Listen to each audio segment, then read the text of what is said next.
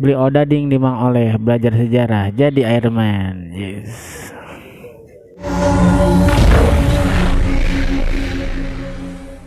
Assalamualaikum warahmatullahi wabarakatuh. Selamat pagi, selamat siang, selamat sore, selamat malam. Kembali dengan Pak Darja, Guru Mandua Ciamis dalam pelajaran sejarah Indonesia. Kali ini kita akan membahas materi dominasi pemerintahan Belanda di Indonesia.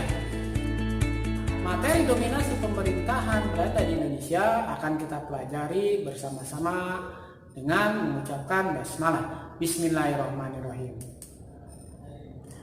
Adapun tujuan pembelajarannya yaitu menganalisis latar belakang dilaksanakan tanam paksa, mengevaluasi ketentuan dan pelaksanaan tanam paksa, menganalisis sebab-sebab dilaksanakan usaha swasta, dan menganalisis Undang-Undang Agraria tahun 1870, menganalisis praktik pelaksanaan usaha swasta, dan yang terakhir menganalisis akibat dari pelaksanaan tanam paksa dan usaha swasta.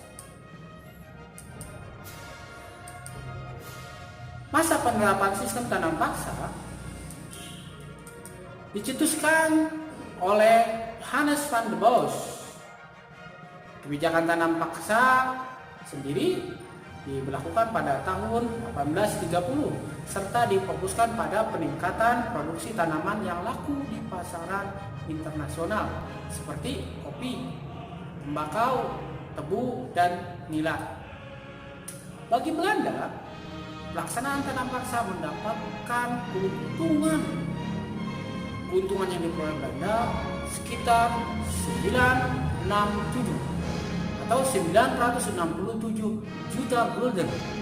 Bagi bangsa Indonesia sendiri, tanam paksa menyengsarakan. Meskipun demikian, melalui tanam paksa, bangsa Indonesia mengenal jenis komoditas baru yang laku di pasar internasional. Selanjutnya, pelaksanaan sistem ekonomi liberal. Kalau tadi sebelumnya itu membahas sistem ekonomi tanam paksa, sekarang kita akan mempelajari sistem ekonomi liberal.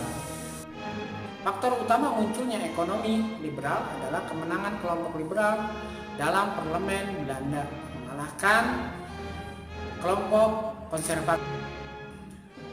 Adapun pengaruh sistem ekonomi liberal yaitu tingkatnya jumlah pengusaha asing yang ingin menanamkan modalnya di Hindia Belanda. Banyak kemunculan pengembangan swasta asing di Hindia Belanda.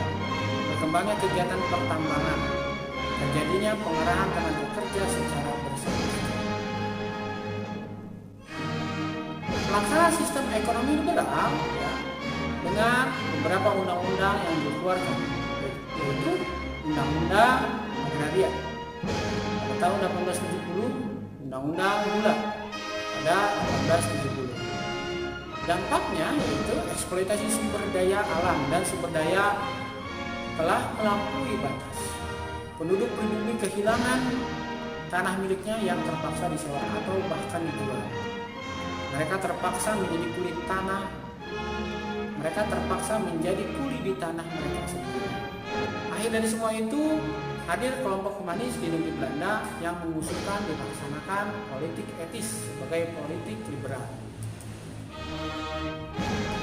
Latar belakang munculnya politik etis itu adanya kritikan dari kaum humanis terhadap kebijakan politik itu terbuka. Kemudian munculnya artikel N. Res Hul, itu tentang kehormatan dalam yang ditulis Konrad Theodor van de Venter dalam majalah The Gids tahun 1899. Politik etis dilakukan atas dasar trias van de Venter, yaitu migrasi atau pemindahan penduduk, irigasi yaitu perbaikan sarana pengairan, yang selanjutnya itu edukasi, yaitu memberikan pendidikan untuk penduduk pribumi.